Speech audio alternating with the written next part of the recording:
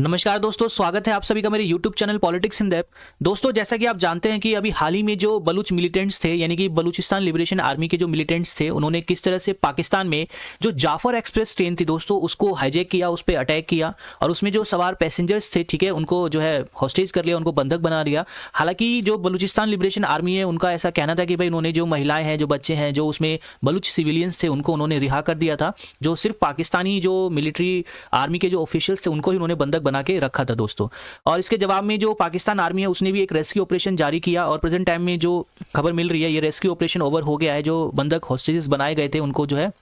छुड़वा लिया गया है दोस्तों। और इसमें हमें देखने के लिए मिल रहा है कि जो 33 के आसपास जो मिलिटेंट्स हैं, उनके मारे जाने की, साथ ही साथ जो 28 सोल्जर्स हैं दोस्तों पाकिस्तान आर्मी के, उनके मारे जाने की खबर हमें मिल रही है दोस्तों। इस घटना से क्या है कि पूरी दुनिया में जो डिस्कशन है वो बलूचिस्तान के बारे में क्या हो गया, शुरू हो गया है। ठीक है, जो बलूचिस्तान है दोस्तों, वो इस वक्त लाइमलाइट में आ गया है। हालांकि जो बलूचिस्तान का इशू है दोस्तों, वो 1947 से ही जो है वो चल रहा है, ठीक है ना, 1947 से लेके ही चल रहा है। लेकिन जो ये इंसिडेंट हुआ रिसेंटली, इस इंसिडेंट ने बलूचिस्तान को पूरी दुनिया में जो है वो लाइमलाइट में लेके आ गया है। तो आज की वीडियो में दोस्तों हम लोग डिस्कस करेंगे बलूचिस्तान के बारे में कि बलूचिस्तान का क्या हिस्ट्री रही थी, ठीक है, और किस तरह से, अगर मैं दोस्तों आपको बताऊं, शायद आप जानते हो कि बलूचिस्तान जो है, जब पाकिस्तान बना था 1947 में और भारत को जब आज़ादी मिली थी, तो उस टाइम में बलूचिस्तान जो था वो एक प्रिंसली स्टेट था और एक सेमी ऑटोनोमस इंडिपेंडेंट नेशन के तौर पे भी उसने अपने आप को डिक्लेयर कर दिया था जब पाकिस्तान क्रिएट हुआ था, जब भारत को आज़ादी मिली थी। लेकिन आगे चल के जो मोहम्मद अली जिन्ना ने जो है उनको धोखे के साथ जो है विश्वासघात करके ज़बरदस्ती बलूचिस्तान को पाकिस्तान में मिला लिया, जिसका विरोध हमें आज भी देखने के लिए मिल रहा है। और जो ये BLA है, ठीक है, जिसने जो ये अटैक किया, ट्रेन को हाईजैक किया, उसके पीछे जो रीज़न है वो यही है कि जिस तरीके से पाकिस्तान ने बलूचिस्तान को जो है धोखे के साथ, विश्वासघात के साथ उसको मिलाया, और प्रेजेंट टाइम में जो बलूचिस्तान में जो वहाँ के नागरिक हैं, उनको जो है पाकिस्तान सरकार, उसकी आर्मी द्वारा उनकी आवाज़ को दबाया जाता है, उनका सोशली इकोनॉमिकली जो हमें नेगलेक्ट उनको देखने के लिए मिलता है, ठीक है, उनका जो एक्सप्लॉयटेशन होता है, यही मेन रीज़न है जिसके कारण वहाँ पे काफ़ी ज़्यादा जो हमें पाकिस्तान सरकार के खिलाफ जो स्ट्रगल है, जो हमें देखने के लिए दोस्तों मिलता है। तो आज की वीडियो में हम लोग इसी हिस्ट्री को समझने वाले हैं कि आखिर बलूचिस्तान की हिस्ट्री क्या थी, कैसे उनको जो है दोस्तों क्या कहते हैं, आपको ज़बरदस्ती पाकिस्तान में मिलाया गया, वहाँ के लोगों का जो वॉयलेशन है उनके ह्यूमन राइट्स का, किस तरीके से उनकी आवाज़ को दोस्तों दबाया जा रहा है, ये जो मूवमेंट है वो कैसे शुरू हुआ, इसके पीछे की हिस्ट्री क्या है और करंट सिचुएशन दोस्तों क्या है। तो चलिए वीडियो की शुरुआत करते हैं दोस्तों। अगर मैं बात करूं बलूचिस्तान की, तो बलूचिस्तान अगर जब पाकिस्तान बना था 1947 में, तो उस टाइम में जो इसका स्टेटस था दोस्तों कैसा था, सेमी ऑटोनोमस स्टेटस था, ठीक है, ठीक है, सेमी ऑटोनोमस जो था बलूचिस्तान का स्टेटस था। अगर हम बात करें बलूचिस्तान की, तो प्रेजेंट टाइम में अगर हम देखें पाकिस्तान का, अगर आप मैप देखेंगे तो उसमें आपको दिखेगा कि जो बलूचिस्तान है वो क्या है, पाकिस्तान का एक लार्जेस्ट प्रोविनेंस है दोस्तों, ठीक है, जिसको 1948 में फोर्सफुली क्या किया गया था, वहाँ की जनता की, वहाँ की जो पीपल है, उनकी इच्छा के खिलाफ जो जबरदस्ती जिन्ना ने धोखे के साथ जो है बलूचिस्तान को पाकिस्तान में मिलाया 1948 में दोस्तों, ठीक है। अगर हम बात करें बलूचिस्तान की, तो दोस्तों बलूचिस्तान जो है वो पाकिस्तान का मिनरल्स के हिसाब से भी काफ़ी जो है वो रिच हमें प्रोविडेंस देखने के लिए मिलता है। कई सारे जो नेचुरल मिनरल्स है, जैसे गोल्ड, कॉपर, ठीक है, नेचुरल गैस जो है वो बलूचिस्तान में पाई जाती है, जिसका एक्सप्लोटेशन जो है वो पाकिस्तान सरकार कर रही है, ठीक है। उसका इकोनॉमिकली बेनिफिट जो है वो बलूचिस्तान के लोगों को नहीं मिल रहा है, ऐसे बलूचिस्तान के लोगों का कहना है, ठीक है। साथ ही साथ जो पाकिस्तान सरकार है उनकी आवाज़ को दबा रही है, उनके ह्यूमन राइट्स का वॉयलेशन कर रही है, और साथ ही साथ जो जिस तरीके से उनके साथ जो एक्सप्लोटेशन दोस्तों हमें बलूचिस्तान में देखने के लिए मिल रहा है, इसके जवाब में भी जो है वहाँ पे हमें आर्म्ड इंसर्जेंसी, यानी कि वहाँ पे जो मिलिटेंट जो विद्रोह है वो भी हमें बलूचिस्तान में देखने के लिए मिल रहा है पाकिस्तान की सरकार के खिलाफ। दोस्तों अगर हम बात करें जब पाकिस्तान बना था और जब भारत को आज़ादी मिली थी, आप सब जानते हैं 15 अगस्त 1947 को भारत को क्या कर दिया गया दोस्तों, दो देशों में, पाकिस्तान, ठीक है, और भारत जो है उसमें डिवाइड कर दिया गया। और इसके साथ साथ एक तीसरा भी दोस्तों पॉइंट था, वो क्या था कि जब भारत को आज़ादी मिली थी तो उस टाइम में क्या था कि कई सारे प्रिंसली स्टेट्स थे। अगर हम इंडिया की बात करें तो 565 के आसपास प्रिंसली स्टेट्स थे दोस्तों हमारे देश में। और आप सब जानते हैं कि कैसे हमारे देश के लौह पुरुष, ठीक है, आर्यन मान सरदार वल्लभ भाई पटेल ने अपनी महत्वपूर्ण भूमिका निभाई, इन प्रिंसली स्टेट्स को सक्सेसफुली इंडिया में मर्ज कराया, और आज जो हम इंडिया देख रहे हैं उसको एक नेशन के तौर पे दोस्तों शेप किया। हालांकि इन सब चीज़ों को हम काफ़ी अच्छे से जानते हैं, लेकिन जो बलूचिस्तान था उसके बारे में हमें जानकारी दोस्तों इतनी देखने के लिए नहीं मिलती है। तो मैंने इसके ऊपर एक दोस्तों वीडियो भी बनाई हुई है, अगर मैं डिस्क्रिप्शन में उसका लिंक डाल दूंगा तो आप उस वीडियो को देख सकते हैं, जिससे आपको काफ़ी कुछ जो है वो समझने के लिए हेल्प मिलेगी। तो दोस्तों आइए बात करते हैं बलूचिस्तान की। तो बलूचिस्तान जब पाकिस्तान बना था तो उस टाइम बलूचिस्तान क्या था, एक प्रिंसली स्टेट था, और इसमें ये उस टाइम का मैप है दोस्तों 1947 का।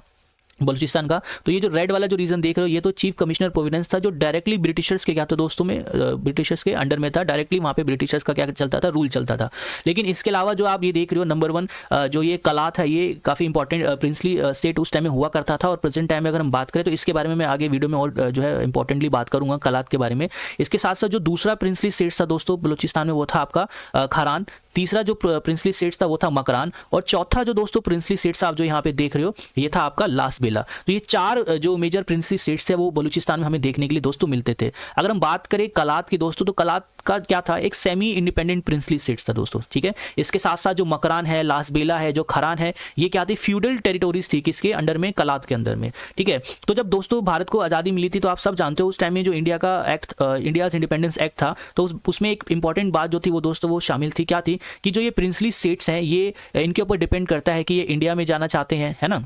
भारत में जाना चाहते हैं, या ये दोस्तों पाकिस्तान में जाना चाहते हैं, या फिर ये अपना एक खुद का जो है इंडिपेंडेंट नेशन बनाना चाहते हैं। ये उनकी इच्छा पे, उनकी जो खुद की इच्छा है उसके ऊपर डिपेंड करता है। और दोस्तों अगर हम बात करें उस टाइम में बलूचिस्तान की, तो बलूचिस्तान में जो ये प्रिंसली स्टेट्स था दोस्तों कलात का जो प्रिंसली स्टेट था, इसका क्या मानना था, ये अपने आप को इंडिपेंडेंट नेशन के तौर पर दोस्तों क्या करना चाहता था, बनाना चाहता था। और आगे चल के इसने जब भारत को आज़ादी मिली थी तो उस टाइम में जब जो था कलात जो था उसने आपको प्रिंसली अपने आप को जो है इंडिपेंडेंट स्टेट के नेशन के तौर पर डिक्लेयर भी कर दिया था। और इस बात को मोहम्मद अली जिन्ना ने एक्सेप्ट भी करा था दोस्तों, ठीक है। लेकिन जो अगर हम बात करें खरान की, मकरान की या लास बेला की, तो ये जो 3 प्रिंसली स्टेट हुआ करते थे ये पाकिस्तान के साथ जाना चाहते थे। लेकिन जो मेजर प्रिंसली स्टेट था कलात, वो पाकिस्तान के साथ नहीं जाना चाहता था। उसने अपने आप की जो इंडिपेंडेंस है दोस्तों वो भी डिक्लेयर कर दी थी, अपने आप को एज ए इंडिपेंडेंट नेशन भी क्या कर दिया था, डिक्लेयर कर दिया था। और इस बात को जो मोहम्मद अली जिन्ना ने उसने भी क्या कर दिया, एक्सेप्ट कर दिया। लेकिन कैसे दोस्तों, मोहम्मद अली जिन्ना ने धोखा दे के एक विश्वासघात के साथ जो है कलात के साथ विश्वासघात करके ज़बरदस्ती फोर्सफुली जो है वो सेना भेज के कलात को पाकिस्तान में मिलाया, ठीक है। जो आपका बलूचिस्तान है उसको पाकिस्तान में मिलाया। आइए उसको जानते हैं दोस्तों। जो हम कलात के बारे में अभी बात कर रहे थे, तो कलात में उस टाइम में जो वहाँ के रूलर हुआ करते थे उनको बोलते थे खान ऑफ कलात, और उनका नाम था मीर अहमद यार खान दोस्तों। अब चूंकि जब भारत को आज़ादी मिली थी और पाकिस्तान जब क्रिएट हुआ था 1947 में, तो उस टाइम में आप देखो भारत को आज़ादी दोस्तों कब मिली है, 15 अगस्त 1947 को। लेकिन अब भारत की आज़ादी के समय ही दोस्तों जो प्रिंस ऑफ कलात था उसने क्या कर दिया था, अपने आप को as a separate independent nation के तौर पर क्या कर दिया था, बलूचिस्तान को डिक्लेयर कर दिया था, ठीक है। और साथ ही साथ दोस्तों जो ये डिक्लेरेशन खान ऑफ कलात ने की थी, ठीक है, मीर अहमद यार खान ने जो ये डिक्लेरेशन की थी कि बलूचिस्तान जो है वो इंडिपेंडेंट नेशन बनेगा, इसको मोहम्मद अली जिन्ना ने एक्सेप्ट भी कर लिया था। देख रहे हो आप दोस्तों, मोहम्मद अली जिन्ना ने एक्सेप्ट भी कर लिया था कि ठीक है भाई जो ये इंडिपेंडेंट नेशन है वो है। उसके बाद क्या हुआ दोस्तों कि खान ऑफ कलात को 1947 अगर हम थोड़ा सा और डिटेल में जाने की कोशिश करें तो 1947 में मोहम्मद अली जिन्ना को बेसिकली जो खान ऑफ कलात थे उन्होंने अपना एक लीगल एडवाइज़र क्या किया था दोस्तों,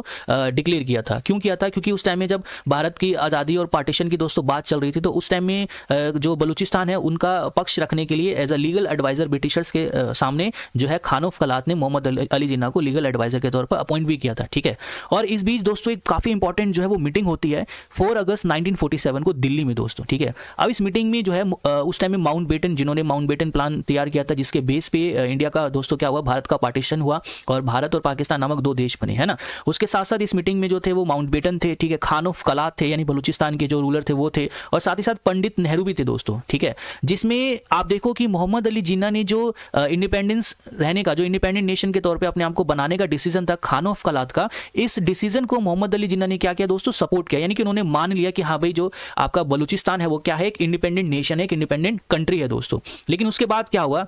कि जो मोहम्मद अली जिन्ना है उन्होंने क्या किया, उसकी नीयत बदल गई, ठीक है। और उन्होंने जो है बलूचिस्तान के साथ विश्वासघात करके, जो वहाँ के रूलर थे खान ऑफ कलात, उनके साथ विश्वासघात करके उन पे पॉलिटिकली दोस्तों क्या जो है प्रेशर बनाना शुरू कर दिया कि वो पाकिस्तान में क्या हो जाए, मर्ज हो जाए। हालांकि जो खान ऑफ कलात है उन्होंने इसका विरोध भी किया, और साथ ही साथ उन्होंने जो है इंटरनेशनली लेवल पे अगर हम देखें तो कई सारे देशों से जो है वो हेल्प भी मांगी। उस टाइम भारत से भी उन्होंने हेल्प मांगी थी कि भाई वो उनकी हेल्प करे, लेकिन उस टाइम भारत जो है वो हेल्प नहीं कर पाया, ठीक है। तो कई मतलब जो है वो क्या कहते हैं, अपना पॉलिटिकल जो प्रेशर है वो मोहम्मद अली जिन्ना ने बलूचिस्तान के ऊपर बनाना शुरू कर दिया, खान ऑफ कलात के ऊपर बनाना शुरू कर दिया। और इस बीच दोस्तों क्या होता है कि 26 मार्च 1948 को जो आपका पाकिस्तान है, ठीक है, जो मोहम्मद अली जिन्ना है वो क्या करते हैं, वो पाकिस्तानी आर्मी को क्या करते हैं, बलूचिस्तान में जो है भेज देते हैं, ठीक है। और इस तरीके से जबरदस्ती दोस्तों क्या क्या कराया जाता है, जो उस टाइम खानोफ कलात थे उनके वहाँ के जो बलूचिस्तान के जो रूलर थे उनसे इंस्ट्रूमेंट ऑफ एक्सेशन पे जबरदस्ती साइन करा लिया गया, उनकी मर्जी के खिलाफ, उनकी इच्छा के खिलाफ। साथ ही साथ जो वहाँ की जनता थी दोस्तों बलूचिस्तान की, वो भी पाकिस्तान के साथ नहीं जाना चाहती थी, लेकिन जो मिलिट्री ऑपरेशन मोहम्मद अली जिन्ना ने जो है वो किया, ठीक है, करवाया बलूचिस्तान में, उससे जबरदस्ती जो है वो बलूचिस्तान को क्या कर लिया गया, पाकिस्तान में मर्ज करा लिया गया। और इस तरीके से दोस्तों 1 अप्रैल 1948 को बलूचिस्तान को फोर्सफुली क्या कर लिया गया, पाकिस्तान का हिस्सा बना दिया गया। दोस्तों अब आप जानते हैं कि बलूचिस्तान जब आज़ादी मिली थी तो उस टाइम में क्या था, एक इंडिपेंडेंट नेशन था, लेकिन बाद में पाकिस्तान ने क्या किया गया, उसको फोर्सफुली विश्वासघात के साथ धोखे के तहत जो है उनको पाकिस्तान में मर्ज करा लिया, जिसका विरोध दोस्तों आज भी देखो, ये घटना है कब की, ये घटना है दोस्तों 1948 की, और प्रेजेंट टाइम में हम देखें तो 2025 है। तो ये जो विरोध है दोस्तों वो आज तक वहां पे देखने के लिए मिलता है। वहां की जो जनता है, बलूचिस्तान की जो कम्युनिटी है दोस्तों, वो जो इस मर्जर को, जो पाकिस्तान में जो बलूचिस्तान को मर्ज किया गया है, उसको वो एक्सेप्ट नहीं करती है। उनका मानना है कि भाई हम एक इंडिपेंडेंट नेशन थे, एक स्वतंत्र नेशन थे, पाकिस्तान ने, मोहम्मद अली जिन्ना ने हमारे साथ धोखा किया है, विश्वासघात किया है, और जबरदस्ती हमें जो है पाकिस्तान में क्या कर लिया, मिला लिया गया है हमारी इच्छा के खिलाफ। और ये जो विरोध है दोस्तों वो आज भी हमें देखने के लिए मिल रहा है, ठीक है, 1948 से लेकर 2025 तक। और जो अभी रिसेंटली हमने देखा कि बीएलए ने किस तरीके से, जो जाफर एक्सप्रेस ट्रेन है, बीएलए एक मिलिटेंट ऑर्गेनाइजेशन है जो बलूचिस्तान की स्वतंत्रता, पाकिस्तान से जो फ्रीडम है, जो इंडिपेंडेंस है, उसके लिए क्या कर रहा है दोस्तों, लड़ाई लड़ रहा है, ठीक है। एक आर्म्ड जो है वो हमें स्ट्रगल देखने के लिए बीएलए और कई सारे ऐसे ऑर्गेनाइजेशन हैं बलूचिस्तान में, उनकी तरफ से देखने के लिए मिल रहा है, बलूचिस्तान की आज़ादी के लिए पाकिस्तान से, ठीक है। तो आज भी जो ये विरोध है दोस्तों वो हमें देखने के लिए मिलता है बलूचिस्तान में। और इसका जो सबसे रिसेंटली एग्जाम्पल है वो बीएलए के द्वारा जो ट्रेन को हाईजैक किया गया और किस तरीके से जो ट्रेन में पैसेंजर्स थे उनको जो है वो होस्टेज बनाया गया, वो हमारे सामने रिसेंटली दोस्तों क्या है वो एग्जाम्पल है, ठीक है।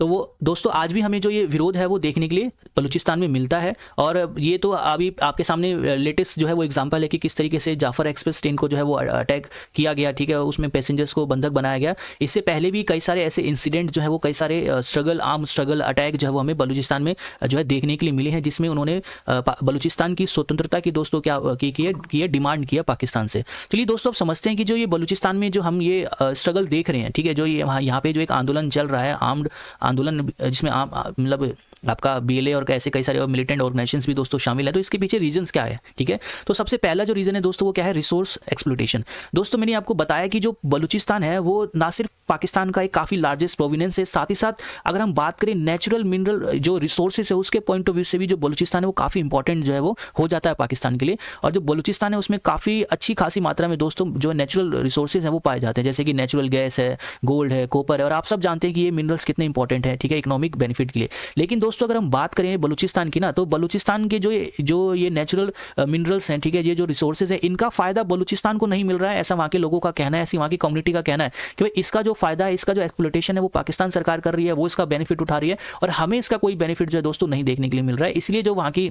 जनता है वो पाकिस्तान के खिलाफ है और वो अपने आप को एक आज़ाद देश के तौर पे दोस्तों बनाना चाहती है। और रिसेंटली अगर हम बात करें ना दोस्तों कि अभी आपको पता है कि चाइना पाकिस्तान जो इकोनॉमिक कॉरिडोर है, ठीक है, चाइना पाकिस्तान जो इकोनॉमिक कॉरिडोर है जिसका एक मेजर इंपॉर्टेंट स्ट्रेटेजिक पार्टनर है पाकिस्तान, और ये बलूचिस्तान से होते हुए भी गुजरेगा। तो जो ये चाइना पाकिस्तान इकोनॉमिक कॉरिडोर है दोस्तों,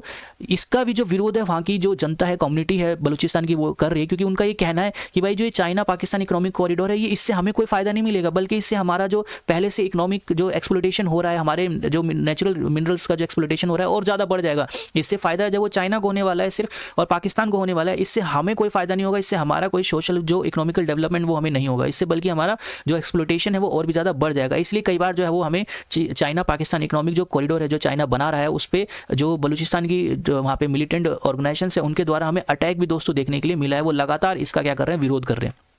इसके साथ साथ जो दूसरा मेजर रीजन है वो है मिलिट्री सप्रेशन, क्योंकि हम सब जानते हैं कि 1948 से ही दोस्तों पाकिस्तान में बलूचिस्तान में क्या है कि पाकिस्तान के खिलाफ जो एक आज़ादी की जो लड़ाई है, जो एक स्ट्रगल मूवमेंट है, ठीक है, फ्रीडम मूवमेंट है, वो लगातार दोस्तों चल रहा है, जिसको जो वहाँ की सरकार है ज़बरदस्ती क्या कर रही है दोस्तों, दबा रही है, ठीक है, उसको फोर्सफुली दबा रही है। और जो भी आपका बलूचिस्तान में वहाँ के नागरिकों के लिए, वहाँ के लोगों के लिए, उनके साथ जस्टिस के लिए, ठीक है, उनकी आज़ादी के लिए जो एक्टिविस्ट हैं, जो पॉलिटिकल एक्टिविस्ट हैं, जो स्ट्रगल कर रहे हैं, जो बलूचिस्तान बलूचिस्तान के हक के लिए आवाज़ उठा रहे हैं, ठीक है, जो पाकिस्तान का सरकार उनके ऊपर अत्याचार कर रही है उसके खिलाफ जब वो आवाज़ उठा रहे हैं, तो उन सबको वो पाकिस्तान गवर्नमेंट क्या कर रही है, आर्मी ज़बरदस्ती पकड़ कर जेल में डाल रही है और इन्हें मार रही है, ठीक है। तो ये भी एक मेजर रीजन है जिसके कारण वहाँ के जो लोग हैं बलूचिस्तान के, वो पाकिस्तान सरकार के दोस्तों क्या हैं, खिलाफ हैं। उसके बाद इकोनॉमिक नेगलेक्ट, मैंने भी आपको जस्ट बताया कि वहाँ पे जो है आर्थिक किस तरीके से जो है एक्सप्लोइटेशन बलूचिस्तान का हमें देखने के लिए मिल रहा है। वहाँ पे नेचुरल रिसोर्सेज तो बहुत पाए जाते हैं दोस्तों, जिसका फ़ायदा पाकिस्तान सरकार उठा रही है, लेकिन उसका जो इकोनॉमिकली सोशली बेनिफिट है वो दोस्तों हमें बलूचिस्तान को जो मिलना चाहिए था वो देखने के लिए नहीं मिल रहा है। बलूचिस्तान का जो एजुकेशन सिस्टम है वो काफ़ी पुअर है, साथ ही साथ हेल्थ केयर सिस्टम, हर बलूचिस्तान का ही क्या बात करें, पूरे पाकिस्तान के एजुकेशन सिस्टम और हेल्थ केयर सिस्टम पुअर है, ठीक है, नो डाउट। लेकिन अगर हम बात करें जो बलूचिस्तान है, तो वहाँ का भी जो एजुकेशन सिस्टम है, हेल्थ केयर सिस्टम है, उसमें हमें कोई खास अच्छा देखने के लिए नहीं मिलता है, काफ़ी पुअर है। और जो जॉब अपॉर्चुनिटीज़ हैं वो भी दोस्तों वो वहाँ पे हमें देखने के लिए नहीं मिलती हैं। ये भी एक मेजर रीजन है जिसके कारण जो बलूचिस्तान है वो पाकिस्तान से दोस्तों क्या होना चाहता है, आज़ाद होना चाहता है। इसके साथ साथ पॉलिटिकल मार्जिनलाइजेशन दोस्तों, पॉलिटिकल मार्जिनलाइजेशन मतलब जो पाकिस्तान में जो पावर शेयरिंग है उसमें जो आपका बलूचिस्तान है उसको इक्वली क्या नहीं दिया गया, रिप्रेजेंटेशन नहीं दिया गया है ना। जो बलूचिस्तान के नागरिक हैं उनको वो पॉलिटिकल राइट्स नहीं मिले हैं जो पाकिस्तान के नागरिकों को मिले हैं। जैसे अब मैं बात करूँ कि जो बलूचिस्तान है उनका ये कहना है कि भाई वहाँ की जो कम्युनिटी की हमें जो पाकिस्तान है वो कैसा ट्रीट करती है, सेकंड क्लास सिटीजन ट्रीट करती है, ठीक है ना। सेकंड क्लास मतलब वो सिटीजन्स के बीच में भी दोस्तों पाकिस्तान गवर्नमेंट क्या कर रही है, भेदभाव कर रही है कि जो बलूचिस्तान के पॉलिटिकल राइट्स हैं, जो उनके सिविल राइट्स होने चाहिए, जो उन्हें मिलने चाहिए, वो राइट्स उन्हें नहीं मिलते हैं, ठीक है। और साथ ही साथ उनका जो पाकिस्तान सरकार है उसमें जो इक्वल या सफिशिएंट जो रिप्रेजेंटेशन दोस्तों होना चाहिए पावर शेयरिंग में, वो भी हमें देखने के लिए नहीं मिलता। तो इसी के कारण दोस्तों क्या है कि जो वहाँ की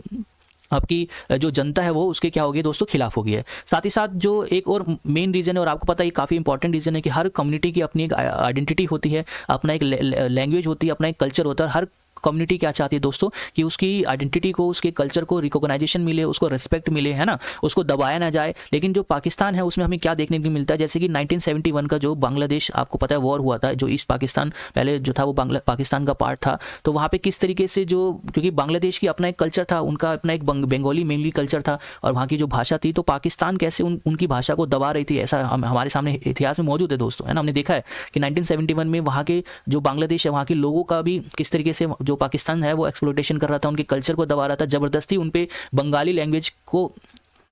मतलब नेगलेक्ट करके जो उर्दू लैंग्वेज है उनके ऊपर ज़बरदस्ती दोस्तों क्या करी जा रही, थोपी जा रही थी, जिसके रिजल्ट में हमें क्या देखने के लिए मिला कि वहाँ पे जो है एक बांग्लादेश के लिए एक सेपरेशन मूवमेंट जो दोस्तों जो है स्टार्ट हो गया शेख मुजीबुर रहमान के तहत, और फिर देखा कि किस तरीके से भारत की मदद से दोस्तों जो बांग्लादेश है वो आज़ाद हो पाया। हालांकि जो बांग्लादेश है वो आज इस बात को भूल चुका है, वो दोबारा आप देखो जो हमें एक अलग ही जो है वो देखने के लिए मिल रहा है, ठीक है। खैर ये अलग एक मुद्दा है। तो बात करें हम अगर बलूचिस्तान की, तो बलूचिस्तान में दोस्तों क्या है कि जो वहाँ की लैंग्वेज है, उनकी जो आइडेंटिटी है, उनको पाकिस्तान के द्वारा लगातार क्या किया जा रहा है, नेगलेक्ट किया जा रहा है। तो ये सारे ही रीजंस है दोस्तों जिसके कारण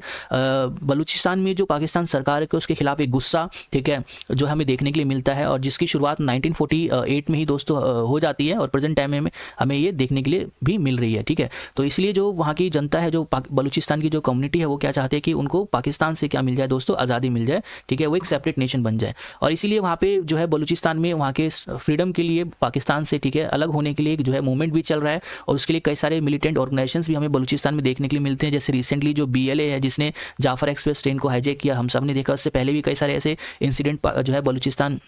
की जो मिलिटेंट ऑर्गेनाइजेशंस हैं उन्होंने पाकिस्तान में किया है। इसके अलावा एक और मिलिटेंट ऑर्गेनाइजेशंस है बलूच जो है बलूच रिपब्लिकन आर्मी दोस्तों, BRA। इसी तरीके से वहाँ पे एक जो है और ऑर्गेनाइजेशन है बलूच नेशनल मूवमेंट, जो कि बलूचिस्तान की आज़ादी के लिए दोस्तों क्या कर रहा है, लड़ाई लड़ रहा है, चल रहा है। और इसका रिजल्ट क्या है कि वहाँ पे जो पाकिस्तान मिलिट्री है उनकी आवाज़ को सुनने की बजाय, उनको पावर शेयरिंग में रिप्रेजेंटेशन देने की बजाय, उनका सोशल इकोनॉमिकल जो डेवलपमेंट है वो करने की बजाय दोस्तों उल्टा उनको जो उस आंदोलन को क्या कर रही है, दबा रही है, ठीक है। और लगातार जो बलूचिस्तान के नागरिक हैं उन पर हिंसा कर रही है, जिसका जो रिजल्ट हमें क्या देखने के लिए मिला कि रिसेंटली जो BLA ने जो क्या किया, वहाँ की जो जाफर एक्सप्रेस ट्रेन थी किस तरीके से उसको हाईजैक किया और उसमें पैसेंजर्स को बंधक बना लिया। तो दोस्तों अगर हम इसके कंक्लूजन की बात करें तो हमने देखा कि किस तरीके से बलूचिस्तान क्या था कि जब पाकिस्तान क्रिएट हुआ था 1947 में एक इंडिपेंडेंट नेशन के तौर पे उसने अपने आप को डिक्लेयर कर लिया, लेकिन बाद में मोहम्मद अली जिन्ना, जिन्होंने पहले इसकी आज़ादी, बलूचिस्तान की आज़ादी को एक्सेप्ट भी कर लिया था, लेकिन बाद में धोखा देके, विश्वासघात करके ज़बरदस्ती जो है बलूचिस्तान को पाकिस्तान का हिस्सा बना लिया। और इसका जो है रिजल्ट हमें क्या देखने के लिए मिल रहा है दोस्तों कि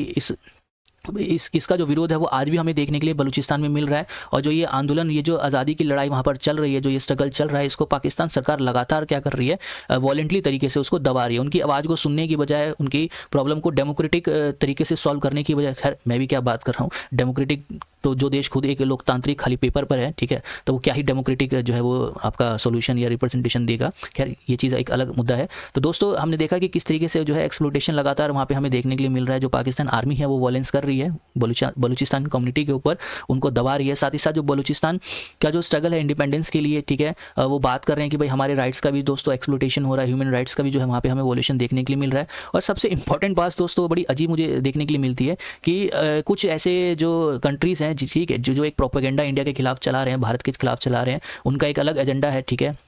कि भाई जो अगर हम देखें बात करें पीओके पे जिस तरीके से हमें पूरी दुनिया में जो है वो डिस्कशन देखने के लिए मिलता है, पाकिस्तान जहाँ भी जाता है, चाहे वो यूएन में जाए या किसी भी देश में जाए, तो उसका एक रोना लगा रहता है। वो हमेशा पाकिस्तान जो है वो कश्मीर का राग लापता रहता है। एक तो उसने ज़बरदस्ती और इलीगली तरीके से दोस्तों पीओके को ऑक्यूपाइड करके रखा हुआ है, जो कि भारत का एक अभिन्न हिस्सा है, ठीक है। तो राग लापता रहता है कश्मीर के बारे में, कश्मीर में ऐसे वैसे, ठीक है, भारत ऐसे कर रहा है। जबकि अगर आप देखो तो इंटरनेशनली भी हमें अवेयरनेस है वो बलूचिस्तान के बारे में दोस्तों देखने के लिए नहीं मिलती है, उसके सपोर्ट के लिए हमें इतना देखने के लिए नहीं मिलती है, ठीक है ना। अगर हम देखें कि अभी जो रिसेंटली जो ये घटना घटी है, बीएलए ने जो ये ऐसा किया, हालांकि मैं इसका समर्थन नहीं करता हूं, क्योंकि जो वायलेंस है, जो इस तरीके की जो घटना ये दोस्तों नहीं होनी चाहिए, क्योंकि इसमें कई सारे इनोसेंट जो लोग हैं वो मारे जाते हैं। लेकिन इसके पीछे का रीज़न क्या है दोस्तों, हमें ये समझना पड़ेगा कि बीएलए ने ऐसा क्यों किया, क्योंकि उनके साथ आप देखो 1948 से ही दोस्तों कितनी ज़्यादतियाँ वो हो रही हैं, ठीक है ना। तो लेकिन इसके बावजूद भी दोस्तों वो हमें इंटरनेशनल जो अवेयरनेस है वो बलूचिस्तान के लिए, उनकी आज़ादी के लिए हमें देखने के लिए नहीं मिलती है, वो सपोर्ट हमें देखने के लिए नहीं मिलता, जो कि काफ़ी क्रूशियल है ना। अगर ये घटना नहीं हुई होती तो शायद जो बलूचिस्तान के बारे में मैं आपके साथ डिस्कस कर रहा हूँ इस वीडियो के थ्रू, या इंटरनेशनली जो मीडिया है उसमें भी ये जो मुद्दा है इस वक्त लाइमलाइट में आया हुआ है, तो ये नहीं आता अगर ये ऐसा इंसिडेंट हमें दोस्तों देखने के लिए नहीं मिलता। तो दोस्तों आज की वीडियो में हम लोगों ने डिस्कस किया कि किस तरीके से बलूचिस्तान का क्या स्टेटस था, उसकी क्या हिस्ट्री थी, ठीक है, और कैसे जो है बलूचिस्तान को, जो कि वहाँ के जो खान ऑफ कलात थे, उन्होंने इंडिपेंडेंट नेशन के तौर पे डिक्लेयर किया, जिसे जिन्ना ने भी एक्सेप्ट कर लिया था। लेकिन आगे चल के जिन्ना ने धोखे के तहत, ठीक है, विश्वासघात करके ज़बरदस्ती जो है वो बलूचिस्तान को पाकिस्तान का हिस्सा बनाया, जिसका रिजल्ट हमें क्या देखने के लिए मिल रहा है कि आज भी जो वहाँ की जनता है वो इसके खिलाफ है, वो अपना एक स्वतंत्र देश, एक इंडिपेंडेंट जो कंट्री है वो दोस्तों बनाना चाहती है। और इसके साथ साथ बलूचिस्तान में जो ये हमें स्ट्रगल देखने के लिए मिल रहा है पाकिस्तान के खिलाफ, उसके कई सारे जो रीजन्स है, जिसमें इकोनॉमिकली, पॉलिटिकली, सोशली, कल्चरली, ठीक है, ये सारे कई सारे फैक्टर्स हैं जो मेनली रिस्पॉन्सिबल है कि वहाँ पे हमें जो इस तरीके की इंसिडेंट जो है वो देखने के लिए मिल रहा है। तो दोस्तों आज की वीडियो यहीं तक, मिलते हैं नेक्स्ट वीडियो में किसी और इंपॉर्टेंट टॉपिक के साथ। अगर आपको मेरी ये वीडियो, ये डिस्कशन पसंद आया तो प्लीज़ मेरे चैनल को सब्सक्राइब जरूर कीजिएगा, मेरी वीडियो को लाइक कीजिएगा, शेयर कीजिएगा। मिलते हैं नेक्स्ट वीडियो में, तब तक के लिए धन्यवाद। जय हिंद।